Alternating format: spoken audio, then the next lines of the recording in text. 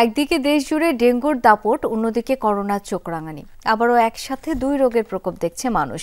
শুক্রবার হঠাৎ করে ডেঙ্গুতে মারা গেলেন 5 জন, যার 4 জনই বরিশাল বিভাগের।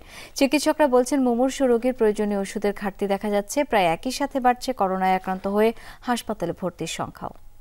শ্রীলঙ্কা আবারও রপ্তানিতে শীর্ষে। দেশজুড়ে ভ্যাকসিনেশনের প্রভাবে করোনার ভয়াবহতা কমেছে অনেকটাই। 1 মাস আগেও করোনায় ভর্তি রোগী ছিল না হাসপাতালে, অথচ জুন মাসে আর শরীর কুলাচ্ছে না সংক্রমিতদের। বাধ্য হয়ে ছুটছেন হাসপাতালে। চিকিৎসকরা জানান, কারো কারো অক্সিজেন লাগছে বেশি মাত্রায়। আমাদের 13 জন যারা অ্যাডমিটেড রয়েছে তাদের কিন্তু একজনকে হাই ফ্লো নেজাল ক্যানুলা দিয়ে অক্সিজেন দিতে হচ্ছে, আর 2 জনকে বিলো 10 লিটার এই হিসাবে অক্সিজেন দিতে হচ্ছে। তো এবার যেটা একটু ডিফারেন্স, সেটা হচ্ছে যে ক্ষুধামন্দা বা লস অফ অ্যাপাটাইটটা খুব বেশি এবং উইকনেসটা খুব দ্রুত গতিতে হচ্ছে। আগের তুলনায় করোনা পরীক্ষার আগ্রহ কমেছে, ফলে সংক্রমিত থাকলেও চিহ্নিত হচ্ছে না। আবার নতুন সাব ভ্যারিয়েন্ট নেজাল পরীক্ষায় ধরা পড়ছে না বলেও জানান তারা। XBB ভ্যারিয়েন্টটা হয় কি, নাকে অনেক সময় এই ভাইরাসগুলো অ্যাকুমুলেশন করে না, এই জন্য নাক থেকে যে আমরা স্মিয়ারটা নেই এটা হয়তো পজিটিভ নাও আসতে পারে। সেই ক্ষেত্রে যদি আমরা মনে করি হাইলি সাসপেক্ট করি যে কোনো পেশেন্টের কোভিড নেগেটিভ এসেছে, সেক্ষেত্রে আমাদের এক্সরেটা করে নিতে পারি।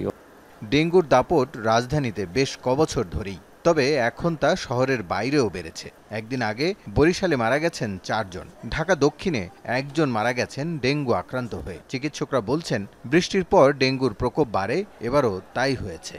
মে মাসে আমাদের যেখানে সারা মাসে 91 জন রোগী ভর্তি হয়েছে, সেখানে জুন মাসের 14 দিনের মধ্যে আমাদের প্রায় টোটাল রোগী ভর্তি হয়েছে 61 জন। যেটা ইন্ডিকেট করে এই ঈদের ছুটিতে ঢাকা শহরে লোকের চাপ কম থাকার পরও 61 জন ভর্তি হয়েছে। অনেকেই যারা আসছে তাদের বেশিরভাগই ক্রিটিক্যাল অবস্থায় আমাদের এখানে ভর্তি হচ্ছে। তারা জানান, মুমূর্ষু ডেঙ্গু রোগীকে কখনো কখনো অ্যালবুমিন দিতে হয়, কিন্তু রাজধানীর ফার্মেসিগুলোতে দেখা গেল সরবরাহের ঘাটতি। সেই সাথে উচ্চ মূল্যের কারণে অনেকের পক্ষেই তা কেনা সম্ভব নয়। আমরা লাস্ট হয়তো 2 মাস আগে বিক্রি করছি, তখন না, এরপরে আর পাই নাই। এটা আপনার 11,500 সামথিং এরকমই বিক্রি হয়।